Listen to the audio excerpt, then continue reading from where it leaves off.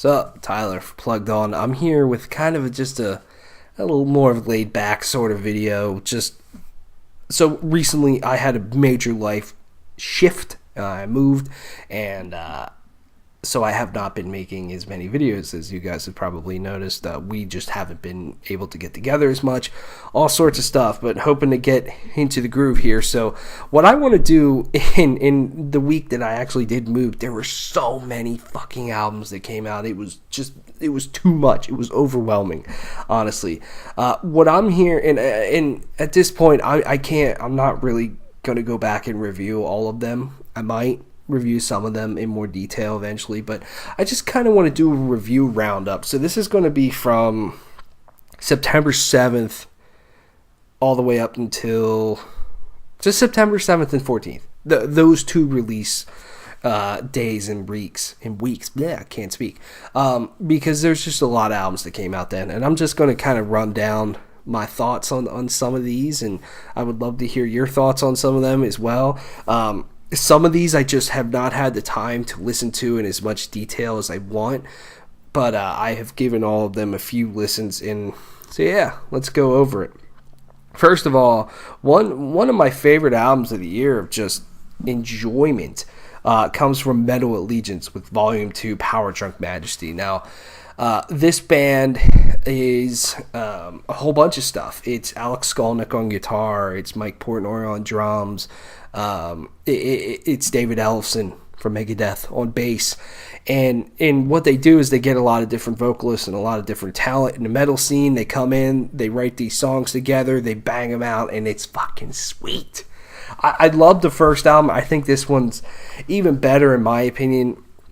The songs just get me a little bit more. Like they have Trevor Strnad from the Black Dahlia Murder on the opening track, The Accuser, which is awesome to hear him on. In a lot of the riffs on here, you can tell they're very much Testament riffs, Alex Skolnick being in Testament. But it is sweet to hear some of these guys try different things, both musically, but then also hearing some of the different vocalists over top of some different style of riffs that you're not really used to hearing them.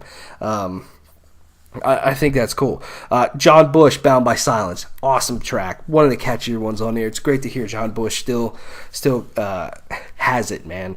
Bobby Blitz, Mother of Sin, that's my favorite song on here. I love that chorus. I love everything about this song. I love the very overkill middle section. And then the verses are even very much overkill. Like, they got the perfect guy for this song. He sounds phenomenal. Terminal Illusion with Mark Tonillo from Accept. Holy shit, does he get some incredibly high screaming vocals. I feel like he's going to blow his voice out at some of these in some of these lines. It's phenomenal. Then Johan Craig from Amon Marth, King of the Paper Crow, another really just heavy, phenomenal song. This Voodoo of the Godsend with Max Cavalera, phenomenal. Then they got Troy Sanders, Liars and Thieves, very Metallica sounding on that one. And then they got Mark O from Death Angel, which he sang on a few of the songs on the last album. He's on two of them here, which is very cool. And then Floor Jansen from Nightwish. And overall, I just think it's a phenomenal album with just incredible guitar riffs from Alex Skolnick, just incredible writing. It's so cool. I hope this is a project that just continues album after album after album, because to me, it's something special. And I think it's cool to bring a bunch of different corners of the metal world together to do something like this. It's neat. Check it out. Next up, Satan with Cruel Magic. If you just want more traditional new wave style heavy metal that has just a dark tone to it lyrically, Satan is right up your alley. I love this album. To me, it has a lot of really great memorable riffs, to me, and this album is a lot about just straightforward riffs, solos, all sorts of stuff. You have Into the Mouth of Eternity, which has some crunch to it. The Doomsday Clock is a very catchy one. My Prophetic Soul is another really, really catchy track. The whole thing is really well done. So if you like that style, jam it.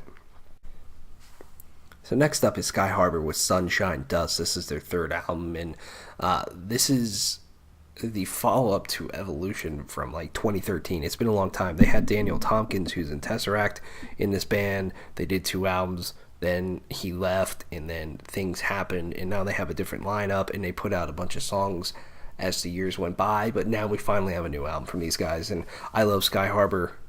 Their debut is one of my favorite albums of all time. It's just something about Evolution that I just could not get into for some reason. I know it's a lot of consider it to be a better album. I don't know, something didn't click with me. But this one I think is very good. To me, this one, it has a different sound to it for sure. It literally has a different guitar tone to it, which I like, and I think sounds well done. And to me it just like jams a little bit more and has more of a rock edge to it, but it also still has that progressive sort of style that I think is what made Skyharbor great. And take Dim or Out of Time, for example. I think those are 2 songs that they jam, especially Out of Time. That'll get stuck in your head all day. Synthetic Hands is another one I think is just a very beautiful track. The title track's phenomenal. It has a lot of very incredible moments, and it's an album that I have been listening to a lot just because it's well done, and I'm looking forward to what's next for Skyharbor. I hope they continue and push forward and put out new music. Next up, Monstrosity with The Passage of Existence. This album just completely jams. You want some death metal, here's some death metal, and I love this album. To me, it's the riffs, it's kind of the old school nature to it. Take the Track, to me, is one of my favorite songs of the year. Radiated. That song jams so hard, and the riffs are just phenomenal. The vocals just pounding, the drums are in your face. It's so good. Solar Vacuum's another one that's phenomenal. Eyes Upon the Abyss, Cosmic Pandemia.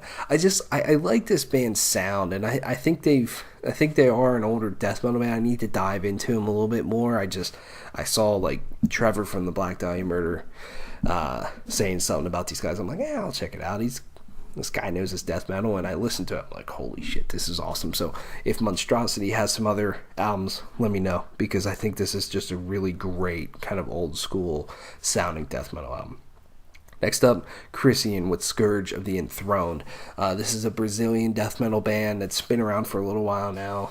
I don't mind this album. I don't mind this band at times. They're a little hard to get into with their style of death metal. Something about, I think it's probably the drum work that gets me every time, but it has good moments to it. Devouring Faith is a good one.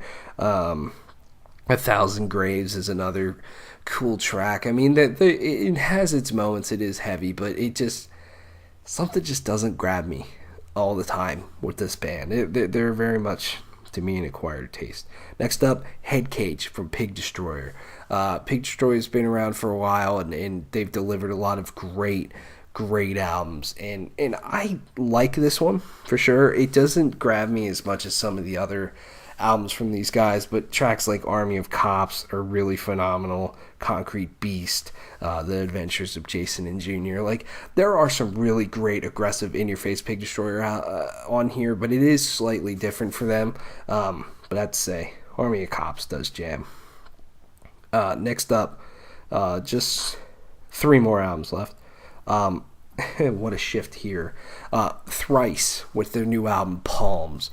So I will fully admit I have not did a deep dive into Thrice's past material, but their last album really, really, really grabbed me, and I absolutely adore that album from start to finish. So I was very much looking forward to what's next for these guys. They put out Only Us, they put out The Gray, and I'm like, damn, this is solid. I really enjoy it.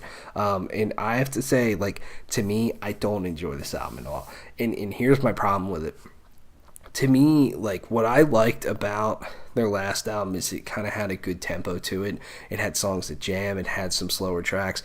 To me, every single song is just, besides like the opening and just a few here and there, is just kind of boring to listen to me. It's very just slow, the whole thing. I wish it had just a little bit more variety to it, I'll say, because after the Gray, I just felt like it was just track after track after track that had a slow tempo to it. I'm not saying they're necessarily bad songs, but they just don't do it for me, unfortunately. But let me know what your thoughts on that.